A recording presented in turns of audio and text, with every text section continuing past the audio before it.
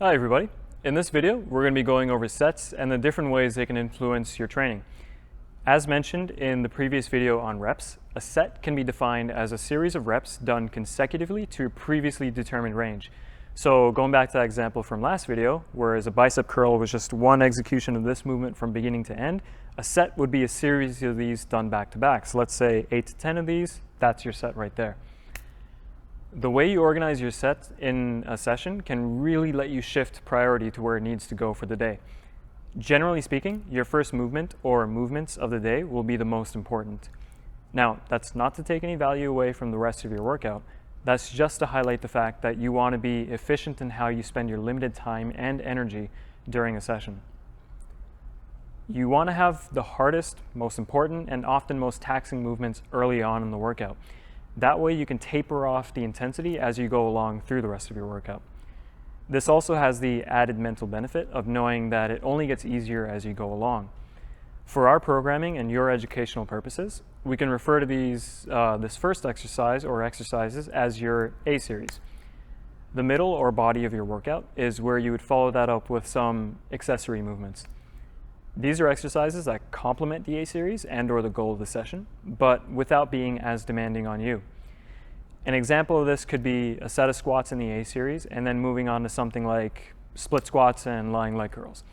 You went from doing this compound exercise in which you're using both sides of your body to now exercises where not only are you using less weight, focusing on only one leg at a time, and now you have a machine to make it safer for you to focus on keeping a high level of effort. For our purposes, we can refer to this middle part of the workout as your B series. And now finally, we're at the end of the workout. This is where you're already pretty tired and you've gotten most of the hard stuff out of the way. Now, we want to cap off this workout by making sure you're doing stuff to keep your body healthy and doing stuff that leaves you feeling good as you finish up. Generally, this is where you would have your smaller, more isolated movements and/or your corrective exercises. These can be done to really bring some concentrated attention to areas you were focusing on earlier, but in an even more isolated and regress manner. Or we can spend some time on exercises to make sure you stay injury-free and can help improve things like posture and alignment. We'll refer to these as your C series.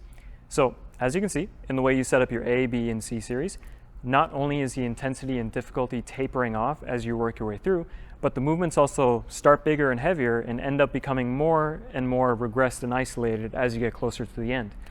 If done right, things like this will really let you zero in on bringing up strength in a movement or an area of your body, or even just allowing you to concentrate more attention to an area that may be lagging behind. Organizing your sets in this way, not only from day to day, but across weeks or months, really lets you get the most out of your training.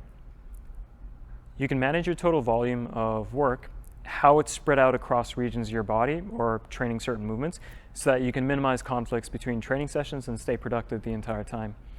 Remember the guiding principles we should always keep in the forefronts of our minds: quality over quantity. Tying things back to the lessons we learned in the video on reps, these two factors need to be especially considerate of each other. Manipulating these two variables together will really let you effectively manage your total time under tension. For example, if you wanted to spend more overall time improving your squat, you can increase the number of reps, play around with the tempo, which we'll cover in depth in the next video, or even increase the number of sets. So, for example, instead of doing 3 sets of 6 to 8 reps of your squat, you can spend more time and effort towards progressing it simply by increasing that 3 sets to now 4 or 5. With that simple change, you're now putting in that much more work on your squats, an extra 6 to 16 reps per workout to be exact, which adds up over time. As with reps, not all sets are created equal. There are many different kinds of sets, and they all have their own set of pros and cons. In our next video, we'll cover examples of different kinds of sets and how we can use them to get you the results that you want. I'll see you there.